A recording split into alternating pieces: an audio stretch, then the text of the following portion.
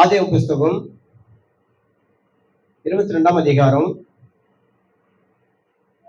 வசனம் 14 நம்ம வாசிப்போம்.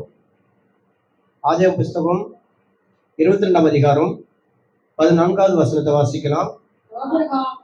ஆபிரகாம் அந்த இடத்துக்கு யெகோவா ஈரே என்று பெயரிட்டான். அதனாலே கர்த்தருடைய பர்வதத்திலே பார்த்து கொள்ளப்படும் என்று இந்நாள் வரைக்கும் சொல்லப்பட்டு வருகிறது. அல்லேலூயா, ஸ்தோத்திரம். கர்த்தர் நாம மையப்படுவதாக. அதாவது இன்றைக்கான தேவ வார்த்தையுடைய தலைப்பு, எனக்கு தேவையானதை தேவன் பார்த்துக் கொள்வார். எனக்கு தேவையானதை தேவன் பார்த்துக் கொள்வார் என்ற தலைப்பில இன்றைக்கு நாம் பார்க்க போகிறோம். இந்த வேத பகுதியானது நமக்கு தெரிந்த ஒரு வேத பகுதி இருந்த போதிலும் ஆண்டவர் இதன் மூலமாக நம்மோட கூட பேசுகிற வார்த்தைகளை நம்ம கவனிக்கலாம்.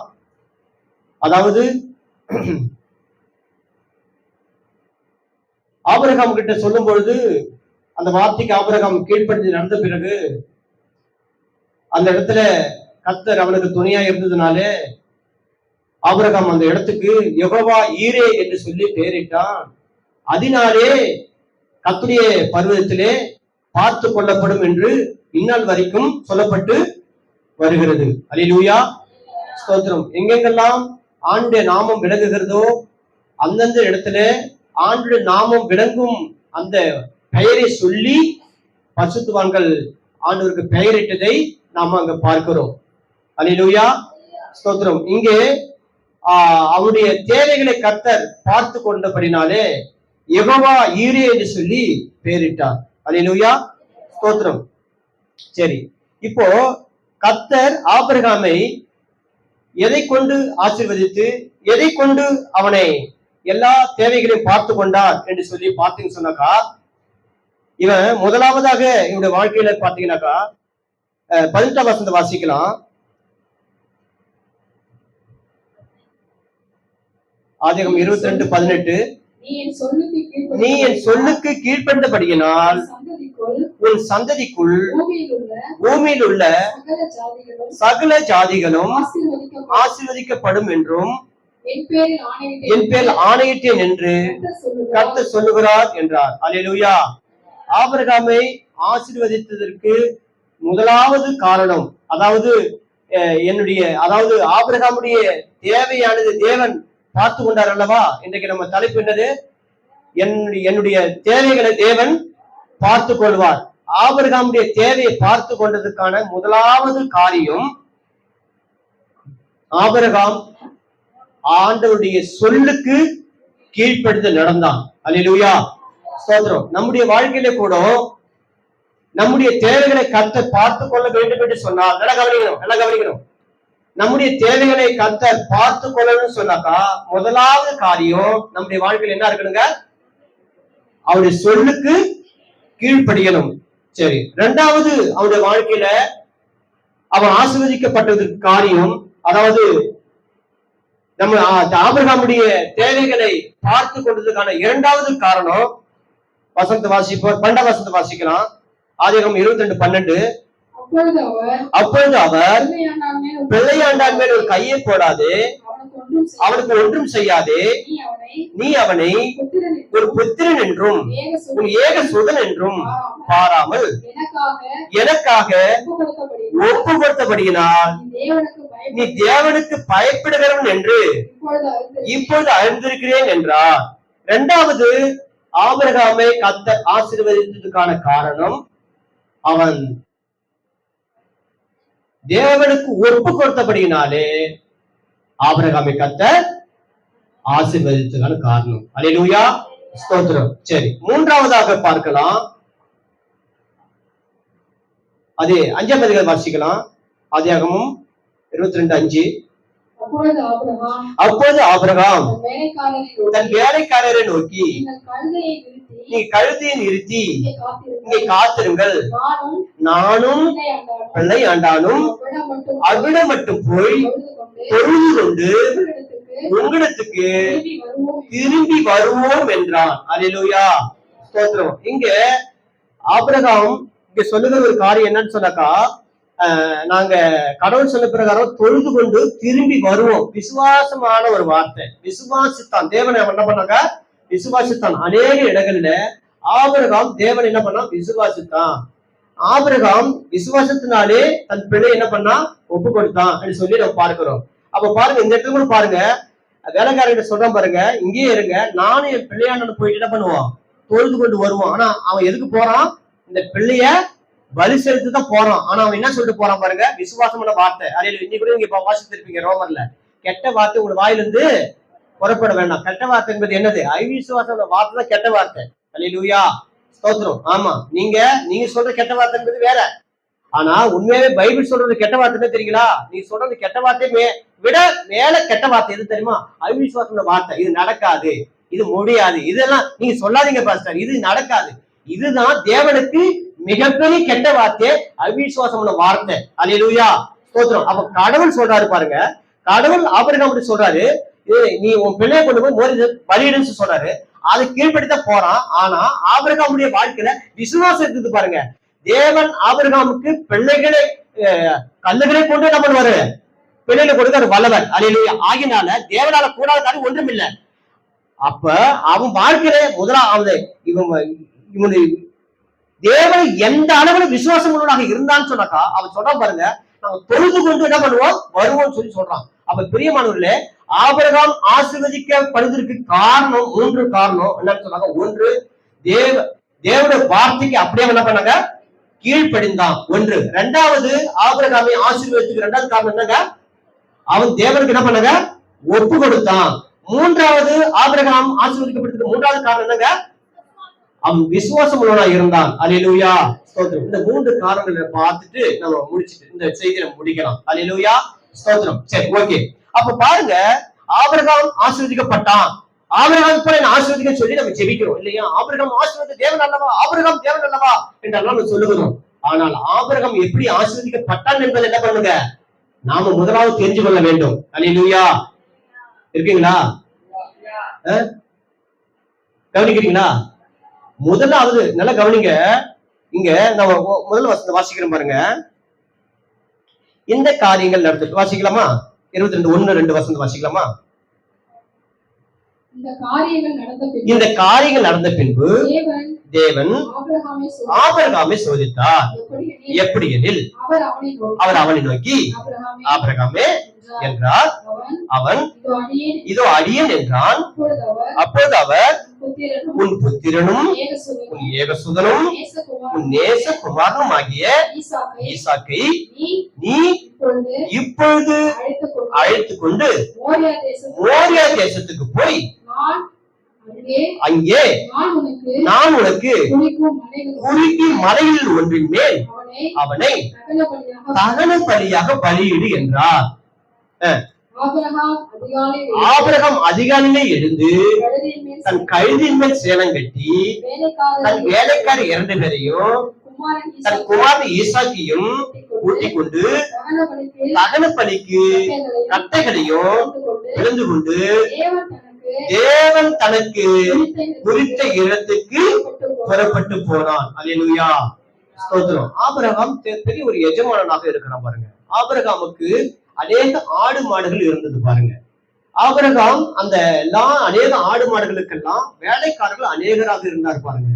வீட்டு வேலைக்காரர்கள் இருந்தாங்க, மாடு மேய்க்கிற வேலைக்காரர்கள் இருந்தாங்க, அநேக வேலைக்காரர்கள். ஆபிரகாம் சீமனாக இருந்திருக்கிறான் பாருங்க. அல்லேலூயா, ஸ்தோத்திரம். அப்ப ஆபிரகாம் இப்படி காலை எழுந்த உடனே, எப்ப அங்க வா, நீ இந்த வேலையை பாரு, நீ இந்த ஆட்டை மாட்டி இங்க இந்த இடத்துக்கு போ, நீ இது பாருப்பா, நீ வீட்டு வேலையை பாருப்பா, நீ கழனிக்கு போட்டு அதை பாருப்பா சொல்லிட்டு சொல்றதுக்கு பதிலா அவங்க எழுந்த உடனே என்ன பண்றாங்க? நைட்டு ஆண்டவர் பேசுற வார்த்தைக்கு அப்படியே கீழ்ப்படிய என்ன பண்றாங்க? உடனே புறப்பட்டு போகிறது இங்க பார்க்கிறோம். எத்தனை பேர் ஆமென் சொல்றீங்க? அல்லேலூயா, ஸ்தோத்திரம்.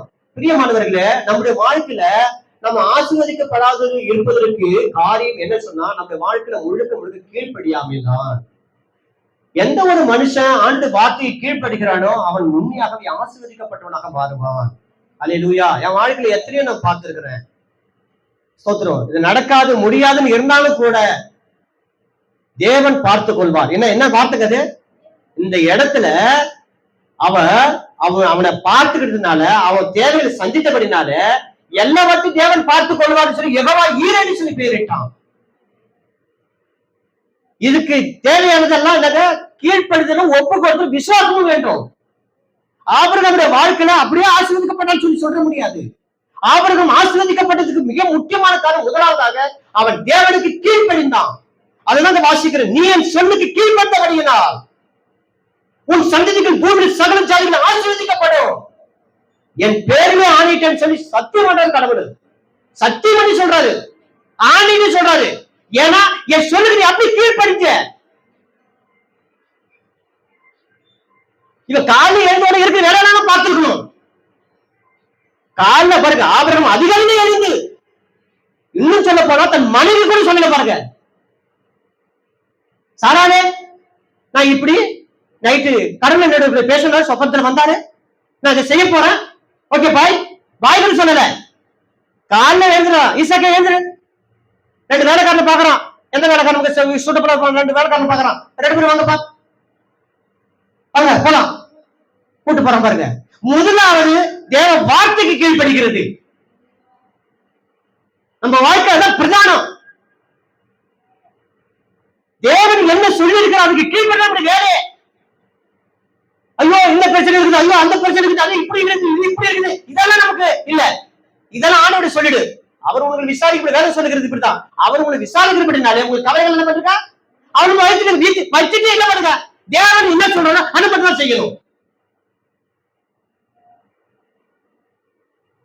ஆபிரகாம் ஆசீர்வதிக்கப்பட்டான் சொல்றதுக்கு அவன் சொல்லுக்கு கீழ்ப்படிஞ்சான், அதை பார்க்கணும். ஃபர்ஸ்ட் ஆபிரகாம் தேவன் சொல்லுக்கு கீழ்ப்படிஞ்சான். அதிகாலையிலே எழுந்து கல்வி மேல் சேனம் கட்டி தன் வேலைக்காரர் 2 பேரையும் தன் குமாரன் ஈசாக்கை கூட்டிக் கொண்டு தகனப்படிக்கு கட்டகளை பிளந்து கொண்டு, அன்றுவரே பலிசேரத்தை கொண்டு வந்தீங்க, நான் பலிசேரத்தை வரேன், இங்க விரைய காணுமே, சாக்கு போக சொல்லல, என் பிள்ளைய பலிசேரத்துக்கு கட்டிய காணுமே, சாக்கு போக சொல்ல, எல்லாரும் கரெக்டா இருக்கு போறான் பாருங்க.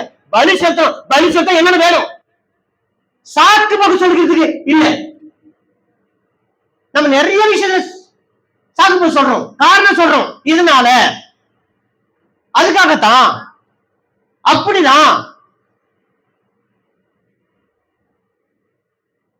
பலி செலுத்தணும், முழுசா பலி செலுத்தணும் சொல்லி என்ன பண்ணா கீழ்பட்டு போறான். இதுக்கப்புறம் வேலைக்காரங்க வந்தாக்கா சரி வராது, எனக்கு தடை பண்ணுவாங்க. எப்ப நீங்க இங்கே இருங்க, நானும் என் பிள்ளைங்க போயிட்டு கத்த சொன்னபடி நாங்க தொழுது கொண்டு வர போகிறோம். விசுவாசமான வார்த்தை. ஏன்னா தேவன் எனக்கு ஏற்கனவே எனக்கு சொல்லிட்டாரு, நான் அவனை ஆசீர்வதிப்பேன்.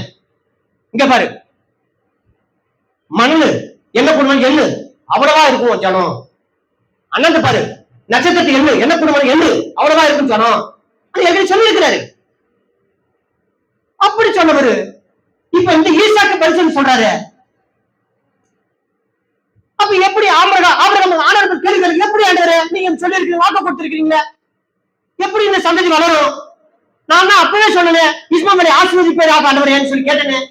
இல்ல உன் மனைவி சாராள் மூலமாக உன் வித்திலிருந்து வருகிற பிள்ளையை தான் என்ன பண்ணுவேன், அந்த சந்ததி ஆசீர்வதி சொன்னீங்களே, இப்ப அதே நீங்க கேட்கறீங்க, அந்த கேள்வியான கேட்க இல்ல. நம்மலாம் கடவுளோட நானும் வானுங்க, நம்ம கடவுள் கேள்வி கேட்கத்தான் நம்ம அதிகம்.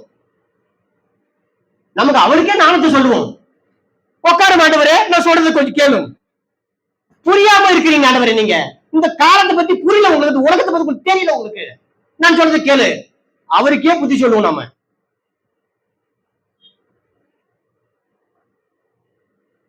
ஆபிரகாம் அப்படி மதிக்கட்டவனாக இல்லை. கர்த்தர் என்ன சொன்னாரோ அவன் வாழ்க்கையில யோசித்து இருப்பான். ஏய் எனக்கு 100 வயசு, எனக்கெல்லாம் பிள்ளை பிறகுன்ற கனவே எனக்கு போயிடுச்சு, என் மனைவி பிள்ளை பெற்பான்ற அந்த நம்பிக்கை இல்ல, அதுக்கான சரீரம் அப்படிப்பட்ட சரீரமாக மாறிடுச்சு. என் மனைவிக்கு பிள்ளை பெற்க வேண்டிய சூழ்நிலை மனைவிக்கு இல்ல. அப்படி இருந்த போதே கர்த்தர் ஈசாக்கு ஒரு பிள்ளையை கொடுக்கும் போது அவர் உன் சந்ததியை ஆசீர்வதிப்பேன்னு சொல்லியிருக்கும் போது அதை செய்யாமல் இருப்பாரா? இதாங்க விசுவாசம். ஆண்டவர் மேல விசுவாசம் வைக்கிறோங்க. விசுவாசத்தோடு கூட அவன் கீழ்ப்படிஞ்சு கத்த சொல்லிட்டாரு, அதை செய்ய புறப்பட்டு போறான். எல்லாரும் இருக்கீங்களா? என்னால உத்து பாருங்க, என்ன உத்து பாருங்க, என்ன உத்து பாருங்க. நான் சொல்றது நல்லா கவனிங்க. மிக முக்கியமே நம்ம வார்த்தை கவனிக்காததுனால்தான் அது நம்ம கீழ்ப்படியாம இருக்கணும். ஃபர்ஸ்ட் உத்து கவனிங்க, என்ன வார்த்தை கவனிங்க. ஃபர்ஸ்ட் கவனிச்சாதான் அதுக்கு கீழ்ப்படிய முடியும். முதல் கவனிக்க ஃபர்ஸ்ட் வார்த்தையை. அப்போ கர்த்தர் சொல்லிட்டாரு, அதுக்கு கீழ்ப்படியும். அதான் அவனுடைய வாழ்க்கையில எடுத்த ஒரே ஒரு தீர்மானம், வேற எதுவும் கிடையாது. அவருக்கு நம்ம புத்தி சொல்றோம்ல, கொஞ்சம் கேட்கலாம், கவனிக்கலாம் பாருங்க. எடுத்து வாசிக்கலாம். 1 சாமுவேல் 15ஆம் அதிகாரம், 1 சாமுவேல் 15ஆம் அதிகாரம் 22 வசனத்தை வாசிக்கலாம். 1 சாமுவேல் 15ஆம் அதிகாரம் 22 வசனம். அதற்கு சாமுவேல் கர்த்தருடைய சத்தத்துக்கு கீழ்ப்படிதலை பார்க்கிறோம், சர்வாங்க தகனங்களும் பலிகளும் கர்த்தருக்கு பிரியமா இருக்குமோ, பலியை பார்க்கிறோம், கீழ்ப்படிதலும் ஆட்டு கடாக்களின் நிலத்தை பார்க்கிறோம், செவி கொடுத்தலும் உத்தமம். அல்லேலூயா, அல்லேலூயா, அல்லேலூயா. நல்லா கவனிங்க.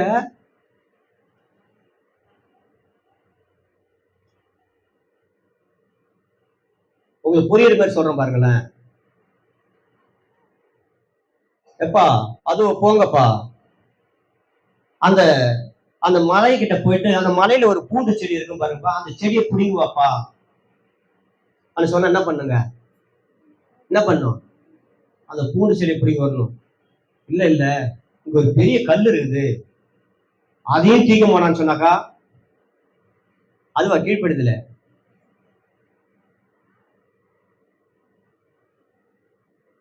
இன்னும் உங்களுக்கு புரியுற மாதிரி ஒரு கீழ்ப்படுதல் சொல்றேன் பாருங்க. அல்லேலூயா, ஸ்தோத்திரம். நானும் எங்க மனைவி கூட வந்து உபவாசித்து ஜெபிக்க வந்தோம். ஆண்டவரே எங்களுக்கு உதவி செய்யுங்கப்பான்னு சொல்லிட்டு ஜெபிக்கும் போது ஆண்டவர் எங்களோடு கூட பேசினார். எப்பா நீங்க அங்கங்க உனக்கு கடன் கொடுக்கணும்ல, ஒருத்தவங்க 1 லட்சம் கொடுக்கணும், ஒருத்தவங்க 70,000 கொடுக்கணும், இப்படி அங்கங்க உனக்கு கொடுக்கணும் இல்ல, இதெல்லாம் நீ மன்னிச்சு விட்டுடு.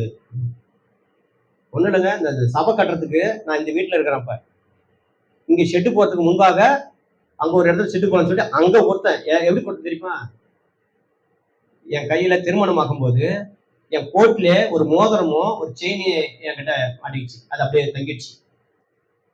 இதைதான் என்ன பண்ணுவேன், மாத்தி மாத்தி வச்சு செலவு பண்ணிட்டு வைக்கிறது, வாடகைக்காக வைக்கிறது, அப்புறம் இப்படியா போச்சு. அந்த மாதிரி அந்த இடத்துல ஷெட்டு போடணும், மாடியில் ஷெட்டு போடணும். ஏன்னா இதுக்கு அண்ணனை தான் இருந்தோம், இதுக்கு அண்ணன் இருந்தோம் சச்சி வச்சுன்னு. அதை காலி பண்ணுங்க சொல்லிட்டாங்க, எங்க கட்டுறதுன்னு தெரியல. அப்பதான் சரி அந்த மாடி மேல கட்டிக்கலாம்னு சொல்லிட்டு அவங்ககிட்ட ஒரு மோதிரத்தை வச்சுதான், அதுக்கு கீழே அழகு கடை, அதுக்கு இந்த பக்கமா ஒரு வீடு, அதெல்லாம் யாரும் சொல்லக்கூடாது, எந்த வீடு யாரும் சொல்லக்கூடாது. இதுவே கண்டுபிடிச்சு போல இருக்குது. மாடியில வீடு கட்டுன்னு சொல்லிட்டு அந்த மோதிரத்தை வச்சுதான் கொடுத்தேன். அவங்களால கொடுக்கல, கடவுளை விட சொல்லிட்டாரு, விட்டுட்டேன். பிறகு அங்க போன அங்க ஒரு அட்வான்ஸை கொடுத்து அங்க ஒரு ஷெட்டை போட்டேன். ஆமா, அட்வான்ஸை திருப்பி கொடுக்கல, கர்த்தருக்கு ஸ்தோத்திரம், விட்டுட்டேன். சரி இதெல்லாம் சின்ன சின்ன அமௌண்ட் விட்டுடலாம், 50,000 1 லட்சம் எடுத்துக்க முடியுமா? உபவாசித்தோம். ஆண்டவர் சொன்னாரு, அம்மா இப்படி பேசலாம், செஞ்சிடலாம்மா. என் மனைவி, ஏங்க இன்னும் உங்க மதி கெட்டு போச்சா, புத்தி இல்லாம போயிச்சா, இப்படி எல்லாம் சொல்லி நம்மள என்ன பண்ணக்கூடாது, கலைக்க கூடாது இல்ல நம்மள. அப்ப அந்த வார்த்தைக்கு கீழ்ப்படிய போயிட்டு அவன் வேற மாதிரி ஆயிடல. என் மனைவியும் கோர்வா சொல்றா, ஓகேங்க, ஓகே. அல்லேலூயா. கர்த்தர் ஒண்ணு நம்மளோட கூட சொன்னா அதுக்கு நம்ம என்ன பண்ணிடுங்க, எவ்வளவோ கனவு பண்ணி, எவ்வளவோ போட்ட கட்டி, எவ்வளவு கனவு போட்டு வச்சிருக்கலாம். இதை வந்தாக்கா இதை செஞ்சிடலாம் ஆண்டவரே, இதை வந்தா இந்த தேவையில சந்திச்சிடலாம் ஆண்டவரே, இது வந்தா இப்படி பண்ணிடலாம் ஆண்டவரே, எவ்வளவோ கணக்கு போட்டு வச்சிருக்கலாம். ஆனா எல்லா கணக்கும் போட்டு உடைக்கிறாரு, சுத்தமா விட்டுருப்பா என்றாரு. எப்படி இருக்கும் உங்களுக்கு? அல்லேலூயா. இங்க வந்து ஆபிரகாம் தன்னுடைய மகன் ஈசாக்கு பரிசத்துக்கு மேலாக இது ஒன்றும் பெரிய காரியம் இல்லை, புரியுதுங்களா? சின்ன காரியத்துக்கு ஒரு உதாரணத்துக்கு சொல்றேன், விட்டுட்டோம், அவ்வளவுதான். ஸ்தோத்திரம், அல்லேலூயா. பிரியமானவர்களே, இப்போ கணவன் மனைவிக்குள்ள ஒரு பிரச்சனை நடக்குது. இப்போ ஆண்டவர், ஏய் உன் மனைவிட்டு போய் பேசப்பா. உன் மனைவிக்கு ஒண்ணு விட்டா யாருப்பா? உனக்கு உன் மனைவி விட்டா உனக்கு யாருப்பா? ஆனா ஆண்டவர் தெளிவு பேசுறாருன்னு வச்சுக்கோங்க. நம்ம என்ன பண்ணிடணும் போயிட்டு? இன்னொரு பிரச்சனை நாய் கழுத அவங்ககிட்ட போய் பேசணும். நான் ஆண்டோட போராடி செபிக்கிற மாதிரி போயிட்டு ஆண்டோட்டு போயிட்டு, ஏய் உங்க அம்மாவோட சொல்லிடுறா, நான் உபவாசம் போறேன், நான் உபவாசம் இருக்க போறேன். உபவாசம் இருந்தா கர்த்தருக்கு உபவாசத்தை கேட்பாரு நினைக்கிறீங்களா? ஏங்க கர்த்தருக்கு உபவாசம் இருக்கிறீங்க கேட்பா நினைக்கிறீங்க?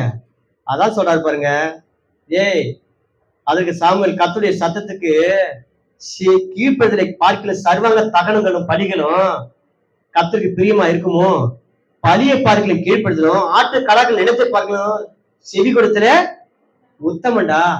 கர்த்தர் என்ன சொன்னாரோ அதை செய்யறதுதான் என்னது உத்தமம். அதை விட்டுட்டு நான் மலையை பிடிங்க வர ஆண்டவரே, ஆனா நீங்க சொல்றது மட்டும் என்னால செய்ய முடியாது ஆண்டவரே சொன்னீங்கன்னா என்ன வராதுங்க?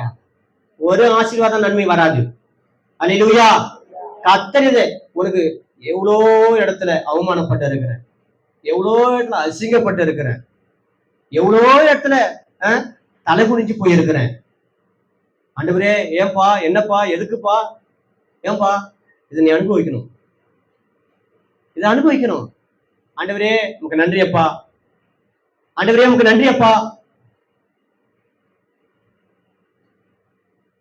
வாழ்க்கையில அவனை பார்க்கவும் கூடாது, அவனோட பேசவும் கூடாது, அவனை சந்திக்கவும் கூடாது. நம்ம முடிவு பண்ணி வச்சிருப்போம். ஆண்டவர் சொல்லுவாரு, டேய் அவனை நீ மன்னிச்சு அவனோட கூட பேசுறா.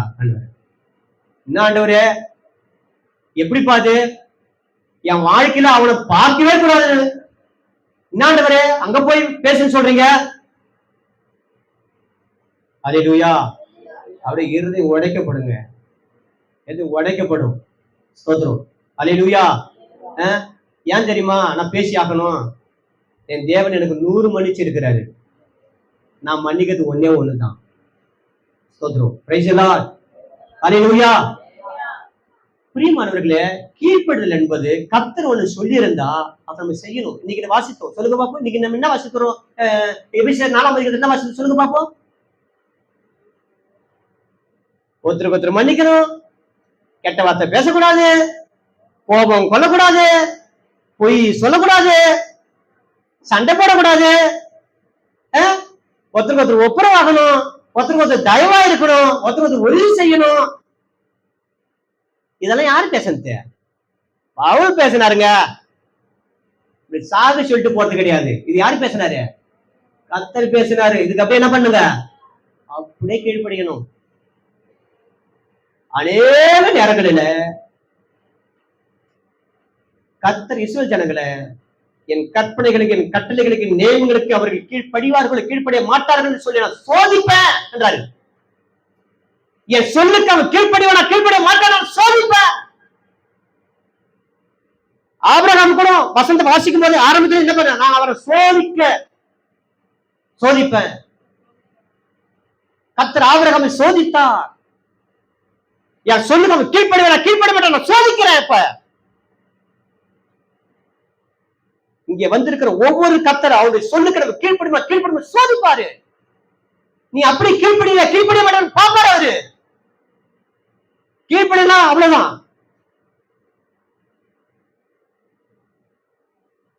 அல்லேலூயா. ஸ்தோத்திரம். மோசே இஸ்ரவேல் ஜனங்களை எகிப்திலிருந்து விடுவித்து தேவன் சொல்லுகிற அந்த கானான் தேசத்துக்கு அழைச்சு கொண்டு போகும்போது மோசேக்கு என்ன வயசுங்க? நீ பேசக்கூடாது, எதுல முத்து கட்டமே நீ வந்துடக்கூடாது. நீ ஊழியக்காரமா உனக்கு தெரியும், மற்றவங்களை கேட்கறேன். சோதரம் அவங்களே நிறுத்திருக்கலாம், நான் என்ன வாயில வருதுன்னு சொல்லிட்டு. அவருக்கு மோசேக்கு என்ன வயசுங்க?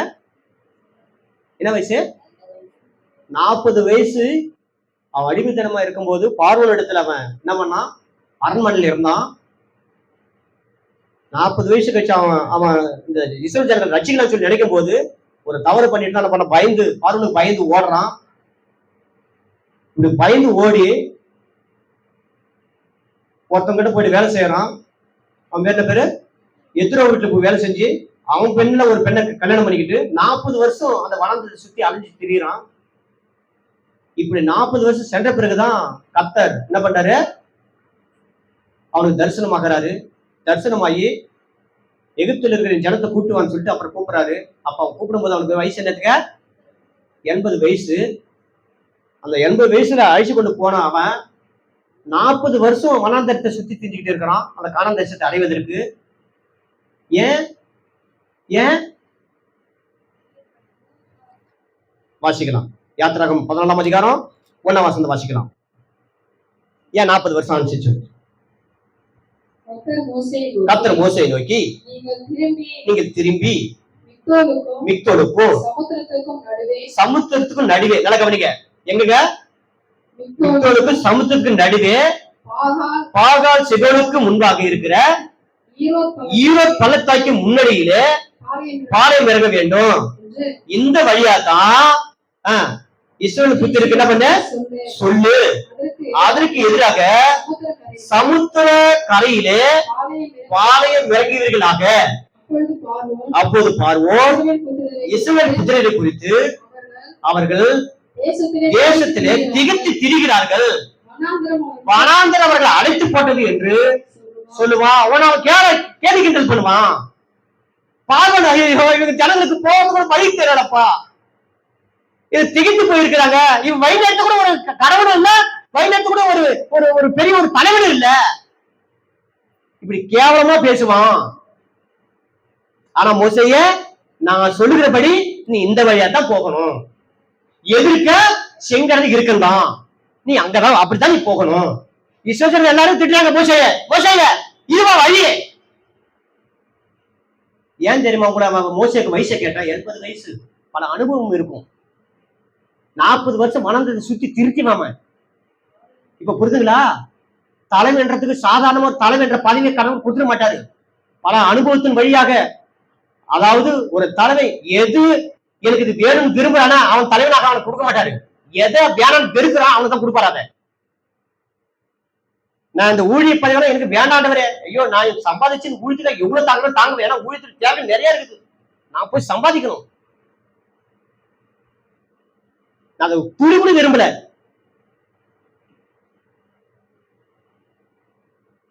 எங்க எந்த அதை கொடுக்குற மோசே அப்படித்தான். வேற யாருன்னா ஆளா பாரு ஆண்டவரே, அண்ணா வேற ஆளு யாருன்னா பாருங்க ஆண்டவரே, எனக்கு இது செட் ஆகாது,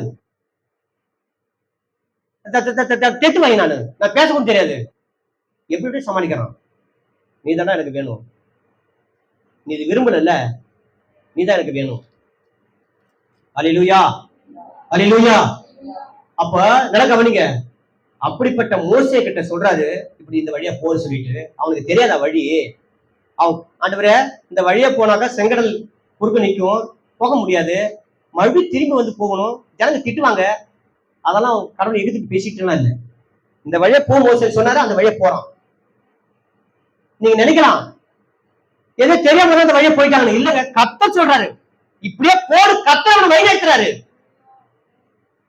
போய் அங்க நிக்கிறான், ஜனங்களும் சொல்றாங்க இது வழி இல்லையே மோசேயே, இந்த வழியை கூட்டு வந்திருக்கீங்களே. இல்லப்பா இந்த வழியா தான் கடவுள் போக சொன்னாரு. அல்லேலூயா. இங்க பாருங்க, அந்த இடத்த அவனுடைய அறிவை பயன்படுத்தல, அவனுடைய அனுபவத்தை பயன்படுத்தல, அவன் கர்த்தர் என்ன சொன்னாரோ அதை மட்டும்தான் செய்யணும், அதை மட்டும்தான் செஞ்சான். அல்லேலூயா. அவன் வாழ்க்கையில நிறைய விஷயம் கத்துக்கலாம் பாருங்க, கீழ்ப்படுதல. கர்த்தர் இங்க போன்னு சொல்லுவாரு, அந்த பட்டணத்து வரைக்கும் போடுவாரு, அந்த பட்டணத்துக்கு போவாங்க. கர்த்தர் அங்க தான் போக சொன்ன சொல்லிட்டு அங்க போவாங்க. போயிட்டு ஏய் எல்லாரும் இங்கே ஒரு கூடாது போருங்க என்றுவாரு, இங்க உட்காருங்கன்னு உட்காருங்க இளைப்பாருங்கன்னு. என்ன மோசேய நைட் ஆக போகுது, சரி பனிக்கு இனி பெய்யும், சரி ஏதாவது ஒரு கூடாரம் போடு. மறுபடி நேற்று போட கூடாது, காத்து அடிச்சு பிச்சு முடிச்சு கொஞ்சம் ஸ்ட்ராங்கா போடு. என்ன மோசே, கர்த்தர் இந்த இடத்த விட்டு போன்னு எப்ப சொல்றாரு அது வரைக்கும் இங்கதான் இருக்கணும், கர்த்தர் சொல்லி வரைக்கும் இங்கதான் இருக்கணும். நீ கூடாரம் போட்டு கூடாரம் போகுதோ பிச்சுக்கின்னு போதோ அது அழுந்து போதோ இல்லாத போதோ, அவர் எப்ப போக சொல்ற அது வரைக்கும் அங்கதான் இருக்கணும். அதனால்தான் மோசே தேவனுடைய வீட்டுல உண்மை உள்ளவன் சொல்லி சொன்னார். அவன் கீழ்ப்படுதல் அவனை அழிச்சிக்க முடியாது. அல்லேலூயா. மோசே கர்த்தருடைய வார்த்தைக்கு அப்படியே கீழ்ப்படுத்தான் பாருங்க. போன்னு சொல்லிட்டா, கர்த்தாவே இப்பதான் இந்த இடத்துல தண்ணியை கண்டுபிடிச்சோம், நல்ல சாப்பிட்றதுக்கான உணவுகளை கண்டுபிடிச்சோம், கொஞ்சம் நல்லா வசதியா இருக்குது, இப்ப போ சொல்றீங்களே. வந்த புதுசுல 2 நாள் கழிச்சு கொஞ்சம் அவதிப்பட்டோம், கஷ்டப்பட்டோம், தண்ணி கிடைக்காம கஷ்டப்பட்டோம், அப்பெல்லாம் போய் சொல்லிட்டு கூட பரவாயில்ல, இப்பதான் கொஞ்சம் சௌரியமா ஆச்சு, எங்கெங்க என்னென்ன இருக்குன்னு கண்டுபிடிச்சு எல்லாத்துக்கும் சௌரியப்படுத்திட்டோம், கொஞ்சம் டென்ட் நல்லா ஸ்ட்ராங்கா போட்டு எவ்வளவு காத்து அடிச்சாலும் பறக்காது, இப்ப போ சொல்றீங்களே. இந்த கேள்வி எல்லாம் சொல்ல மாட்டான். புறப்படுங்க புறப்படுங்க அவனு சொல்லிட்டாரு, புறப்படுங்க. அல்லேலூயா. நம்முடைய சௌரியத்துக்கு நம்முடைய சந்தோஷத்துக்கு இடையூறா கூட இருக்கும், கர்த்தர் சொல்லுவாரு கீழ்ப்படுத்திதான் ஆகணும். அல்லேலூயா. இதுதான் கர்த்தர் சொன்ன வார்த்தைக்கு அப்படியே கீழ்ப்படுத்த அர்த்தம்.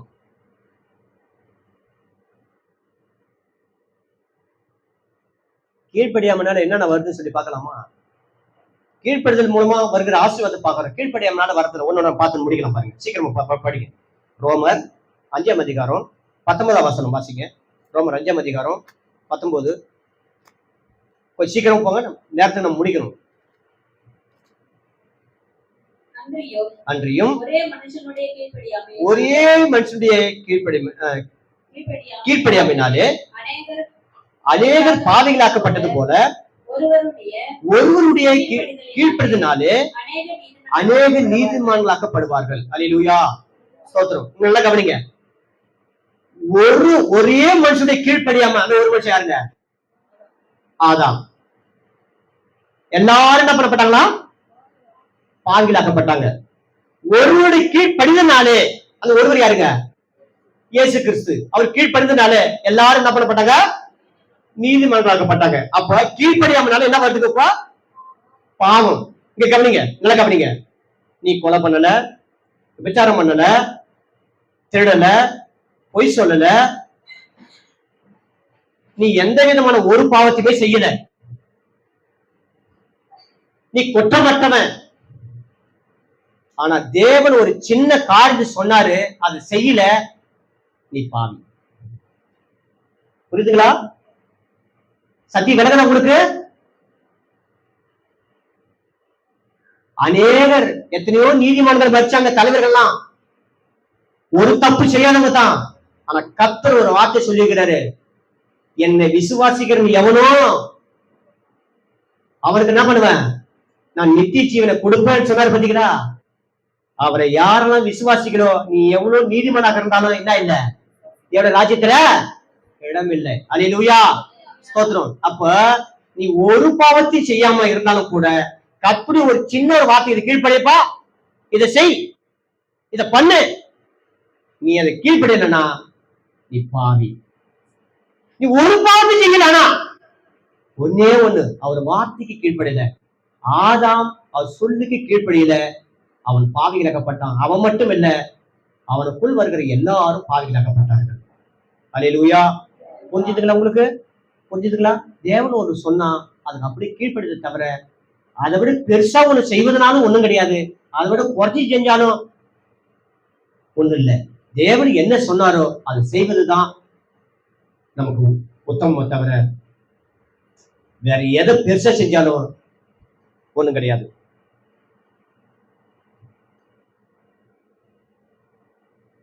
எபேசியர் 2ஆம் அதிகாரம் 2ஆம் வசனம் வாசிக்கலாம். எபேசியர் 2ஆம் அதிகாரம் சீக்கிரமா வாசிங்க.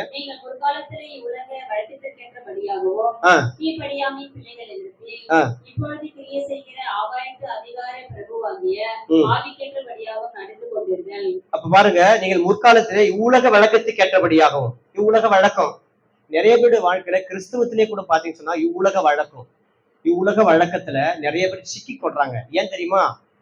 ஆவிக்கேற்ற, அதாவது இப்போது கிரி செய்கிற ஆகாயத்து அதிகார பிரபு யார் தெரியுமா? சாத்தான். ஆகாயத்து அதிகார பிரபு சாத்தானுடைய சொல்ல கேட்டு இவ்வுலகத்துக்கு ஏற்ற விதமா நடந்து கொள்ளுகிறதுனால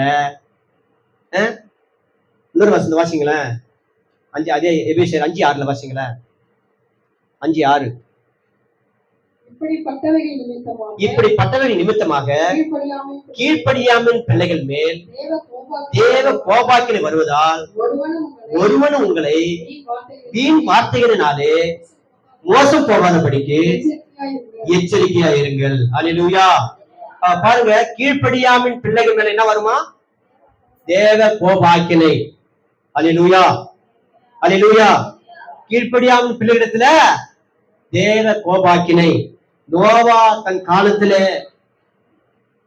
தேவ வார்த்தைக்கு கீழ்ப்படிஞ்சு பேழையை கட்டி எல்லாரும் பேழைக்குள்ள வாங்க அப்பதான் தப்பிக்க முடியும் சொல்லும் பொழுது எல்லாரும் அவனை பார்த்து கேலி பண்ணார்கள், சிரித்தார்கள். அவன் பேழைகள் போனான். தேவ கோபாக்கினை இறங்கினது. தேவனுடைய வார்த்தையை செவிகொடுத்து கேட்ட நோவாவ குடும்பம் தவிர, அந்த 8 பேர் மாத்திரம் தவிர, பூமியின் மேல வந்த கோபாக்கினை எல்லா ஜனங்களையும் அழித்து போட்டது. பிரியமானவர்களே, அல்லேலூயா, ஸ்தோத்திரம். கீழ்ப்படியாம தேவ கோபாக்கினை கொண்டு வரும். கீழ்ப்படியாம பாவங்களாக மாற்றி போட்டுரும். கீழ்ப்படியாம தேவ கோபத்தை கொண்டு வரும். ஸ்தோத்திரம். தேவ கோபம் அன்றைக்கு நோவா காலத்தில் நடந்தது போல தேவ கோபம் ஒரு நாள் வர இருக்கிறது. அந்த தேவ கோபாக்கினை நம்ம தப்பித்துக் கொள்ள வேண்டும் என்று சொன்னால், நமக்கு தேவன் நமக்கு கொடுக்கிற சோதனை காலத்துல வாழ்ந்துட்டு இருக்கிறோம். இந்த சோதனையில நம்ம ஜெயிக்கணும். இந்த சோதனையில நம்முடைய பிரச்சனையை பார்க்க கூடாது. நான் யார் நம்ம சொல்லிட்டு இருக்க கூடாது. நான் யாவன மன்னிக்கணும்னு சொல்லிட்டு இருக்கிற காலம் இல்ல இது. சோதனை காலம் இது. மன்னிக்க சொல்லிட்டா மன்னிச்சிடணும், போயிடணும், செஞ்சிடணும். அந்த சோதனை காலத்துல வாழ்ந்து கொண்டு இருக்கிற நாம ஆண்டுடைய வார்த்தை கேட்கலனா ஒரு நாள் அதே நோவா சொல்லி கேட்காத அத்தனை மேல தேவ கோபாக்கினை இறந்தது போல, பிரியமானவர்களே, இந்த உபத்திரவத்துல நாம் ஜெயிக்கணும்னு சொன்னாக்கா, இந்த உபத்திரவத்திலிருந்து நம்ம மேலன்னு சொன்னாக்கா, தேவ கோபாக்கிலிருந்து நம்மள ஒருவரும் தப்பிக்கப்பட முடியாதுங்க. தேவ கோபாக்கிகளுக்கு கண்டிப்பா நம்ம இருப்போம். இதோ வெளிப்பட்ட விஷயம் 8ஆம் அதிகாரத்துல தேவன் சொல்றாரு, இதோ தேவ கோபாக்கின ஊட்டப்படுகிற போகிறது சொல்லும் போது பாருங்க, அவரால் எடுத்துக்கொள்ளப்பட்டவர்கள் தவிர மீது எல்லாருமே இந்த பூமியில தேவ கோபாக்கினை ஊட்டப்படும் போது எல்லாரும் தேவ கோபத்தினால் அழிக்கப்பட்டார்கள். அல்லேலூயா, அல்லேலூயா, ஸ்தோத்திரம். இன்னொரு வசனம் கூட வாசிக்கலாம் பாருங்க. எபிரேயர் 2ஆம் அதிகாரம் 2ஆம் வசனத்தை வாசிக்கலாம். சீக்கிரமா வாசிங்க, டைம் இல்லை நமக்கு.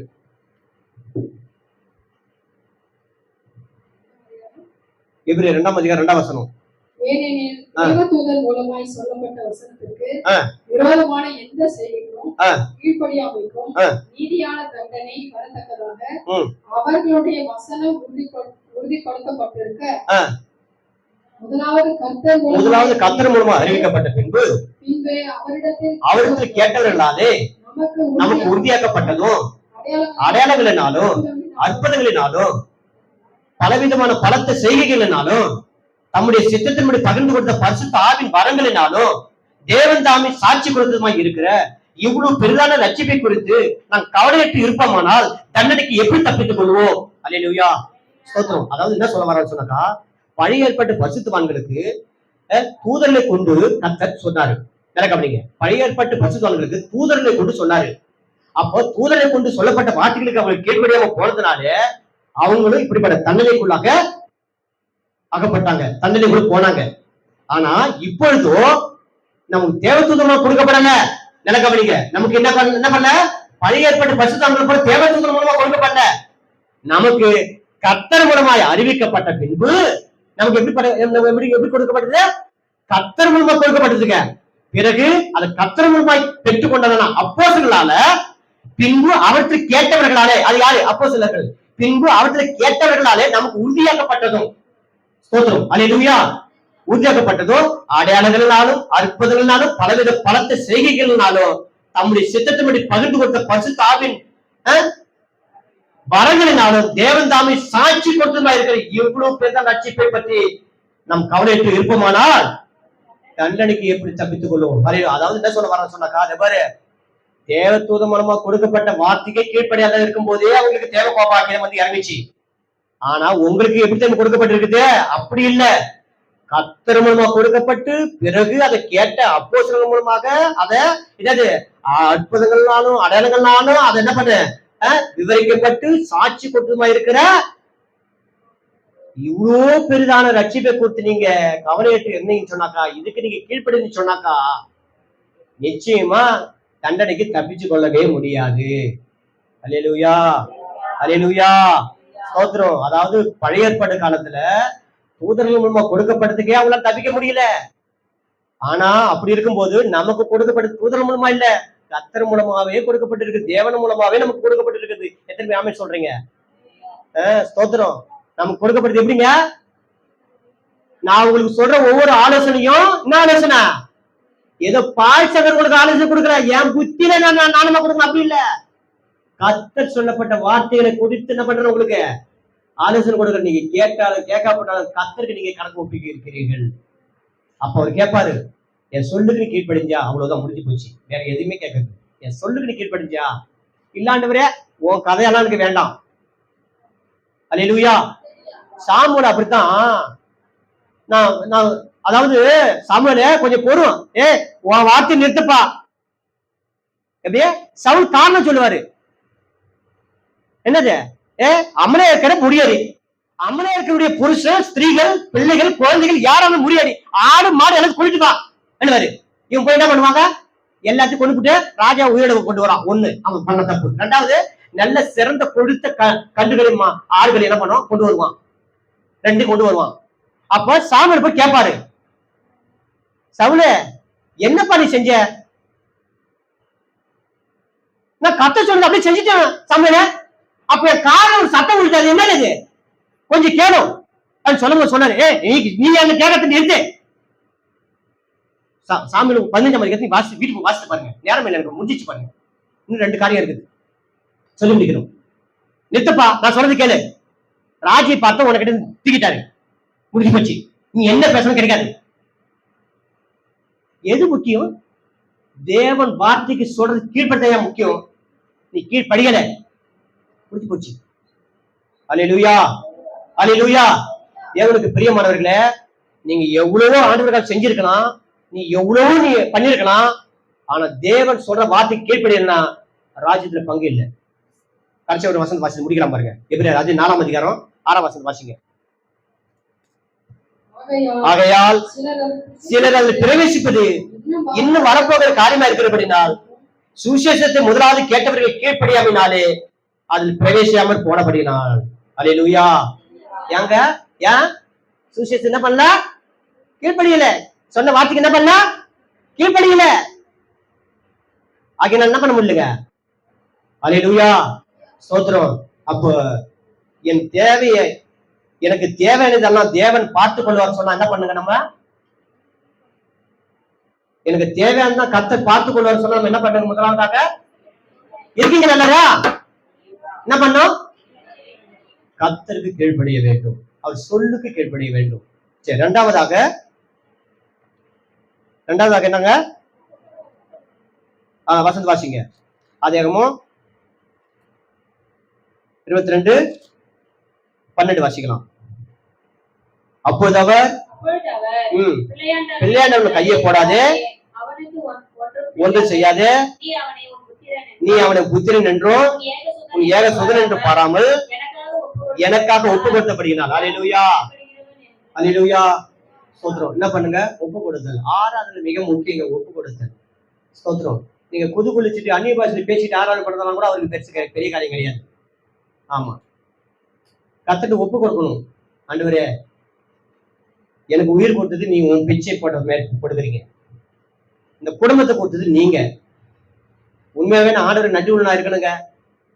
என் வாலிபு வயசுல எத்தனையோ நான் தற்கொலைகள்லாம் போயிருக்கிறேங்க. எனக்கு இப்படிப்பட்ட மனைவி பிள்ளைகள்லாம் இருக்குன்னு சொல்லி நினைச்சு பார்த்திருப்பேன். இல்லைங்க, நான் எப்பயும் செத்து போயிருக்கணுங்க. அப்ப எனக்கு நீங்க குடும்பம் கட்சின்னு சொன்னாக்கா அது அவர் போட பிச்சை கிருபை. அல்லேலூயா, ஸ்தோத்திரம். இந்த இடத்துல நின்று நான் இதுக்கு ஆசைப்பட்டிருக்க மாட்டேன். இந்த இடத்துல நின்று உங்களுக்கு ஊழியக்காரன் பேச சொன்னாக்கா அது அவர் போட்ட கிருபை. அல்லேலூயா, ஸ்தோத்திரம். அப்ப என் வாழ்க்கையில அவருக்கு எல்லா நேரத்திலும் அவருக்கு எப்படிப்பட்ட இருக்கணுங்க? நன்றி உள்ளனா இருக்கணும். அப்போ ஆராதனைல இங்க நல்லா கவனிங்க, ஆராதனைல இறுதியும் நொறுக்கப்படணுங்க. தேவனே உம்மை தவிர எனக்கு தேவன் இல்லப்பா, உம்மை தவிர எனக்கு வேற யாரப்பா, தேவர்கள் உனக்கு ஒப்பானவர் யார் ஆண்டவரே, நீரே பராக்கிரம் உள்ளவர், நீரே பெரியவர் ஆண்டவரே, நீரே சர்வ சிருஷ்டிக்கும் எஜமானரப்பா, நீர் யெகோவாரப்பா, யெகோவாரப்பா, யெகோவாஷமா, யெகோவாஷாலோ, எபினேசர், எல்ஷடா, எல்ரோயி, ஏலேகிம் ஆண்டவரே, நீ பெரியவர், எல்லாவற்றிலும் சிறந்தவர் ஆண்டவரே சொல்லி சொல்லி ஆண்டவரை உயர்த்தி போட்டுட்டு, ஆண்டவரே ஒன்றுக்கும் ஆண்டவர் உதவாத குப்பை ஆண்டவரே நானு, ஆண்டவர் எதுக்கு தகுதியிலான ஆண்டவரே நானு, அது இருந்து நொறுக்கப்படணுங்க. ஆண்டவர் நொறுகுண்ட இருதயத்தை பார்க்கிறார். அல்லேலூயா. இல்லங்க, எதை பாக்குறாருங்க? நீ எல்லாரும் மத்தியில அப்படியே ஆடி பாடி அப்படியே ஒவ்வொன்றும் அப்படியே ஆராதனை பண்ற, அது இல்லைங்க முக்கியம். இறுதியும் நொறுக்கப்படுகிறத பாக்குறாரு கர்த்தர். நொறுமுண்ட இருதயத்தை கர்த்தர் தேற்றுகிறார். நொறுமுண்ட இருதயம். இரண்டாவது அங்க ஒப்பு கொடுத்தல். ஒன்னல்லாண்டவரே, ஒன்னுல்லப்பா, நான் இருப்பதே கிருபாண்டவர் என்ன ஒப்பு கொடுக்கிறேன். என் குடும்பம் வந்தது உண்மையே, என் குடும்பத்தை ஒப்பு கொடுக்கிறேன். எனக்கு உண்டான அதிகாரம், ஆஸ்தி, அந்தஸ்து, செல்வ, செழிப்பு, வேலை, அதிகாரம் எல்லாம் அது உண்மையிலே வந்தது. எல்லாவற்றையும் ஒப்பு கொடுக்கிறாங்க. ஒப்பு கொடுக்குறீங்க, அதான் சிறந்த ஒரு ஆராதனை. கோச்சிலிட்டுக்கு கத்திங்க கிடக்கிறதுல பெரிய ஆராதனை. உலகம் அதை செஞ்சுட்டு கிடக்குது. அதை நீங்க அப்படியே கைத்தட்டி, இந்த சர்ச்சுக்கு போன என்ன ஆராதிக்கிற பாரு, எப்படி ஆராதிக்கிற நீ, அதை எங்க இந்த ஆராதனை கேவலப்பட்டுட்டு அதை நீங்க உயர்த்தலாம். நான் சொல்றேன், அது அல்ல ஆராதனை. இறுதி ஆராதனை இறுதி நொறுக்கப்படணும், அங்க ஒப்பு கொடுத்து உண்டாகணும். அதுதான் ஆராதனை. இது இல்லாத நீங்க கூச்சல் போட்டு அந்நிய பாஷையில பேசி அப்படியே குதூகலமா இருப்பது, அது இல்ல ஆராதனை. அல்லேலூயா. ஒப்பு கொடுக்கணும். ஆண்டவர் சமூகத்துல நம்ம ஒப்பு கொடுக்க வேண்டிய காரியத்துல ஒப்பு கொடுக்கணும். நம்ம ஒப்பு கொடுக்கணும் ஆண்டவர்கிட்ட. ஸ்தோத்திரம். நம்முடைய எல்லா சூழ்நிலைகள்ல ஆண்டவர்கிட்ட ஒப்பு கொடுக்கணும். பிரச்சனையின் போது ஆண்டவர்கிட்ட நம்ம ஒப்பு கொடுக்கணும். ஆண்டவரே பிரச்சனை எடுத்து வாசிக்கலாமா? தானியேல் 3ஆம் அதிகாரம், தானியேல் 3ஆம் அதிகாரம் 28ஆம் வசனம். நான் தானியேல் புத்தகம் தான் வாசிட்டு வரோம், தியானம் பண்ணிட்டு வரோம் குடும்பமா, அதனால எங்களுக்கு ஈஸியா போயிடுச்சு. அப்போது நேபுகாத்நேச்சார்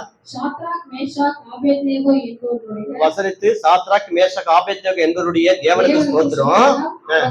அவர்கள் தங்களுடைய தேவனை தவிர வேறொரு தேவனையும் சேவித்து படியாமல் அவரையே நம்பி ராஜாவின் கட்டளையை தள்ளி தங்கள் சரீரங்களை ஒப்பு கொடுத்ததனால் அவர் தமது தூதனை அனுப்பி தம்முடைய தாசரை விடுவித்தார். கனகத்தடி கத்தர் நன்றி சொல்லலாமா? அல்லேலூயா, அல்லேலூயா, ஸ்தோத்திரம். பாருங்க, அவங்க சொல்றாங்க பாருங்க, இது யார், இந்த ஸ்டேட்மெண்ட் யார் சொல்றது? ராஜா ஒரு கட்டளை இட்டு இதுக்கு கீழ்ப்படிகள் சொன்னாரு பத்தி அந்த ராஜாவே இப்ப சொல்றாரு. என்னன்னு, எப்பா இந்த சாத்ராக்கு மேஷாக்கு தங்கள் தேவனை தவிர வேறொரு தேவனை நம்பவும் இல்லை, சேவிக்கவும் இல்லை, தாங்க அவருடைய தேவனே நம்பி சேவித்து ஒப்பு கொடுத்ததுனால தேவன் அவருடைய தேவன் அவர்கள் என்ன பண்ணாங்க? தூதனை அனுப்பி என்ன பண்ணாங்க? விடுவித்து காத்து கொண்டார். அல்லேலூயா, அல்லேலூயா. பாருங்க, அவங்க சொல்றாங்க பாருங்க, ராஜா சொல்லும் போது சொல்றாங்க பாருங்க, ராஜாக்கு எவ்வளவு கோபம் வரும் பாருங்க. 17 வசனத்தை வாசிக்கிறோம் பாருங்க. நாங்கள் ஆராதிக்கிற எங்கள் தேவன் எங்களை தப்புவிக்க வல்லவரா இருக்கிறார். அவர் எரிகிற அக்கினி சூளைக்கும் ராஜாவாகிய உம்முடைய கைக்கு நீங்களாக்கி விடுவிப்பார். ஸ்டேட்மெண்ட். ராஜாவே, நீ சொல்ற பொறுச்சிலே நாங்க என்ன பண்ண மாட்டோம், வணங்க மாட்டோம். நாங்க ஆராதிக்கிற தேவன் எங்களை என்ன பண்ணுவாருங்க? எங்களை தப்பு வைப்பார்.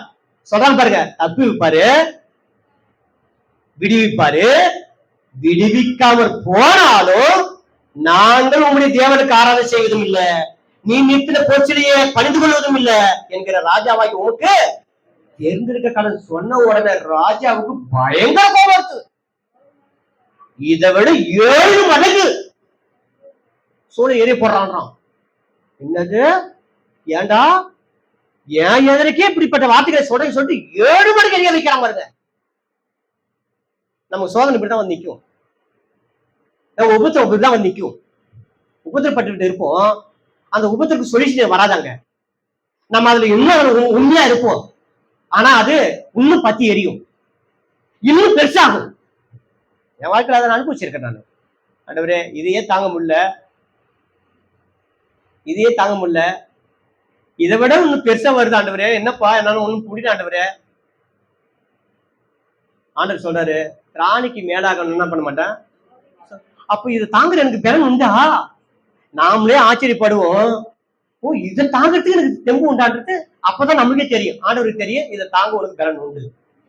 அல்லேலூயா. ஆனா நாம் தான் என்ன பண்ணுவோம்? இதே வேற ஒருத்தருக்கு வந்தா இதெல்லாம் யாரும் ஒத்துக்க மாட்டாங்க. ஆமா, உனக்கு தாங்குற பலத்தை என்ன பண்ணி வச்சுக்கிறாரு கர்த்தர், உனக்கு கொடுத்திருக்காரு. அதனால தான் கொடுத்திருக்கிறாரு. அவங்கவுங்களுக்கு என்ன தாங்க முடியுமோ, என்னால 50 கிலோ தூக்க முடியும் 50 கிலோ தான் தள்ள வைப்பாரு, 60 கிலோ தள்ள வைக்கவே மாட்டாரு. உனக்கு 10 கிலோ தான் தூக்க முடியல, 10 கிலோ தான் உன் தள்ள வைப்பாரு. அல்லேலூயா. அப்ப என்ன பார்த்து சொல்றாரு 50 கிலோ தாங்க வைப்பாரு சொன்னாக்கா நான் சந்தோஷப்பட்டிருந்தேன். ஓ ஆண்டவரே, இவ்வளவு தாங்குற சக்தி எனக்கு இருக்குதா? கர்த்தருக்கு ஸ்தோத்திரம் அப்பா. நான் என்ன இன்னும் கம்மியா தானே நான் நினைச்சேன். இல்லப்பா, இது அப்படித்தான் சொல்றான். உனக்கு இருக்கிற பலத்தோட போ. எனக்கு பலன் இருக்குதா? எப்பா உனக்கு பலன் இருக்கு நான் பாக்குறேன்பா, இருக்குதுப்பா. அவன் சொல்றான், நான் பயந்துகிட்டு வந்து கிடக்குறேன், எனக்கு பலன் இருக்கா? ஆமாப்பா உனக்கு பலன் இருக்குது, போ. அல்லேலூயா. நம்மை பத்தியே நமக்கு தெரிவதை காட்டிலும் கர்த்தருக்கு தான் அதிகமா அழகா தெரியும். அதனால கர்த்தர் சொல்றது அப்படியே என்ன பண்ணுங்க, நம்ம அப்படியே கீழ்படுத்திடணும். அல்லேலூயா. ஒப்பு கொடுக்க சொல்லிட்டு என்ன பண்ணுங்க, ஒப்புக கொடுத்துடணும். அல்லேலூயா, ஸ்தோத்திரம். அப்ப பாருங்க, விடுவித்தாலும் சரி விடுவிக்காம போனாலும் சரி,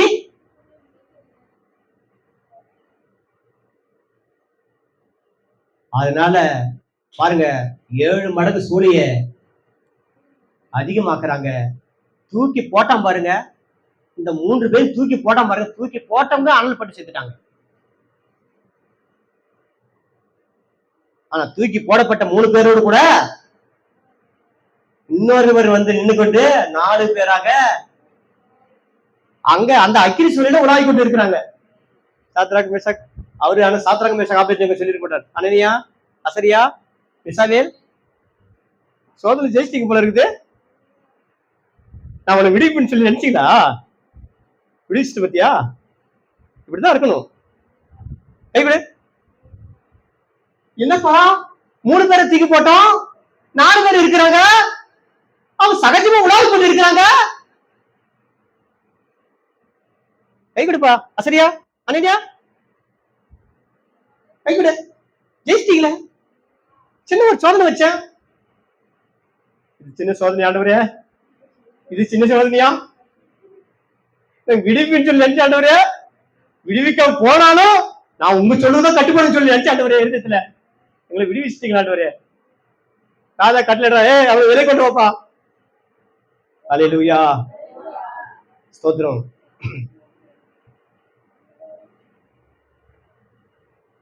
சோதனை நம்ம பச்சிக்கிற மாதிரி இருக்குங்க, ஆனா நம்மளை பச்சிக்காது. அல்லேலூயா, ஸ்தோத்திரம். நம்ம ஒப்பு கொடுத்தோம் ஆண்டவருக்கு. மூன்றாவது என்ன பார்த்தோம்? முதலாவது கீழ்ப்படிதல், இரண்டாவது ஒப்பு கொடுத்தல். 5ஆம் வசனம் வாசிங்க. அப்போது ஆபிரகாம் வேலைக்காரரை நோக்கி, காத்திருங்கள், நானும் பிள்ளையாண்டானும் அவ்விடம் மட்டும் போய் தொழுது கொண்டு உங்களுக்கு திரும்பி வருவோம் என்றார். அல்லேலூயா. விசுவாசம், விசுவாசம் இல்லாமல் தேவனுக்கு பெருமை இருப்பது கூடாத காரியம். நம்ம நல்லா கவனிங்க, நம்ம சபையில வருகிறவர்கள் அத்தனை பேரையுமே பார்த்து சொல்றேன், நம்ம ஆசீர்வதிக்கப்படாது இருப்பதற்கு முதல் காரணம் கீழ்ப்படியாம ஒப்பு கொடுக்காதது, விசுவாசம் இல்லாதாங்க. ஒத்துக்கிறீங்களா? ஒத்துக்கிறீங்களா? நீங்க ஒத்துக்கலாலும் ஒத்துக்காப்பட்டாலும் கர்த்தர் இப்படி யாரெல்லாம் அவருடைய சொல்லுக்கு கீழ்ப்படுகிறார்களோ, ஒப்பு கொடுக்கிறார்களோ, விசுவாசமா இருக்கிறார்களோ, கர்த்தர் அவருடைய ஆசீர்வதிக்க வல்லவராக இருக்கிறார். அது எந்த மாற்று கருத்தும் இல்லைங்க. அல்லேலூயா, ஸ்தோத்திரம்.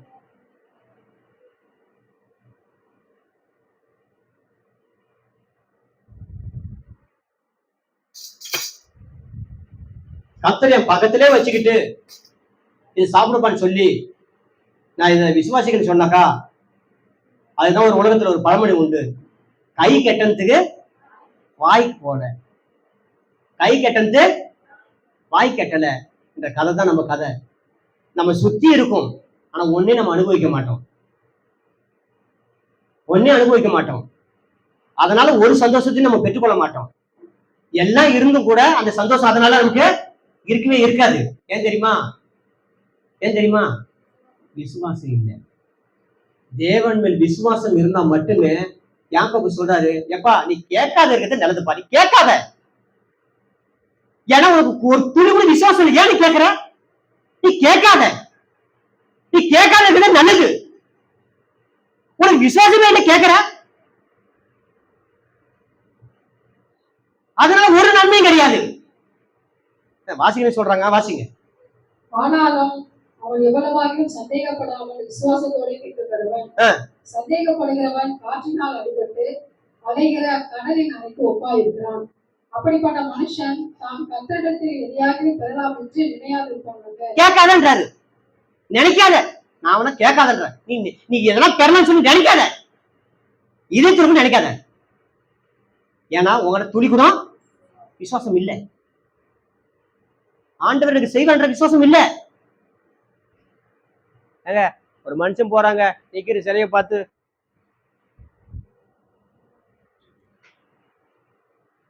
அது அவன் விசுவாசம் காட்டுதுங்க. உங்க ஜெபத்துல, உங்க வாழ்க்கையில நீ வசனம் வாசிக்கும் போது உங்க வாழ்க்கையில விசுவாசம் இருக்குதான்னு சொல்லி உங்களே நீங்களே சோதித்து பாருங்க. உங்களுக்கு விசுவாசம் இருக்குது இல்லைன்றது நான் சொல்ல தேவையில்லை, உங்களுக்கே தெரியுங்க. நீ ஜெபிச்சு வரும்போதே தெரியுங்க உனக்கு விசுவாசம் இருக்குதா இல்லையான்னு சொல்லிட்டு. ஆபிரகாமை கர்த்தர் ஆசீர்வதித்தார், அவன் கர்த்தர் சொல்லுக்கு கீழ்ப்படிந்தான். அவன் தேவன் சொல்லுக்கு அப்படியே ஒப்பு கொடுத்தான், கீழ்ப்படுத்தி ஒப்பு கொடுத்தான். அவன் விசுவாசித்தான், தேவன் அவனை ஆசீர்வதித்தார். அல்லேலூயா. வேந்து நிக்கலாமா? ஆண்டவருக்கு ஜெபிக்கலாமா? ஸ்தோத்திரம். ஆண்டவரே, உண்மையாகவே நான் ஒத்துக்கொள்கிறேனப்பா, நான் ஒத்துக்கிறேன் ஆண்டவரே. நான் உங்க சொல்லுக்கு நான் கீழ்ப்படியாத போனது நான் ஒத்துக்கிறேன் ஆண்டவரே. என் வாழ்க்கையில ஒப்பு கொடுத்து இல்ல ஆண்டவரே, என் வாழ்க்கையில விசுவாசம் இல்ல ஆண்டவரே, நான் ஒத்துக்கிறேன்ப்பா. ஆபிரகாம் சொல்லுக்கு கீழ்ப்படிஞ்சான், அப்படியே அவன் ஒப்பு கொடுத்தான், அவன் உண்மை நம்பினானப்பா. ஆகினால் அவன் ஆசீர்வதிக்க ஆண்டவரே. நான் ஆசீர்வதிக்கப்படணும்னு சொன்னாக்கா என் வாழ்க்கையில உன் சொல்லுக்கு அப்படியே கீழ்ப்படுகிறத என் வாழ்க்கையில வேண்டும் ஆண்டவரே. நான் ஒப்பு கொடுக்கப்படணும்ப்பா. ஒருவன் என் பின்னே வர விரும்பினால் அவன் தன்னைத்தான் வெறுத்து தன் சிலுவையை ஏற்றுக்கொண்டு என்னை பின்பற்ற கடவுள் என்று சொல்லியிருக்கிறீங்க ஆண்டவரே. என்னை நான் வெறுக்கவும் கிடையாது, என் சிலுவையை எடுத்துக்கொண்டு நான் சந்தோஷமா உங்களை பின்பற்றவும் கிடையாது. எப்படி உங்களுடைய ஆசீர்வாதம் மட்டும் எனக்கு கிடைக்கும்? என்னை நான் வெறுக்கல, என்னை எப்படி அவன் சொல்லலாம் அப்படின்னு சொல்லிட்டு நான் என்ன நான் வெறுக்கல, என்ன நான் தாழ்த்தல. தேவனே, நான் ஒத்துக்கிறேன்ப்பா. எனக்கு விசுவாசம் இல்லைன்னு சொல்லி ஒத்துக்கிறேன்ப்பா. நான் எதையும் நம்பல. உபவாசித்தேன், எனக்கு விசுவாசம் இல்லை. ஜெபிச்சேன், எனக்கு விசுவாசம் இல்லை. எத்தனையோ கூட்டத்துக்கு போனேன், எதுலையுமே உன்னை நம்பலப்பா. உங்கள்கிட்ட கேட்டேன், அது செய்யன்னு சொல்லி நம்பலப்பா. எத்தனையோ ஆலோசனை வந்துச்சு, அது செஞ்சா கண்டிப்பா அது கிடைக்கும், அப்படியே எனக்கு விசுவாசம் இல்லை. நான் ஒத்துக்கிறேன்ப்பா. ஹல்லேலூயா, ஹல்லேலூயா. ஜெபம் பண்ணுமா?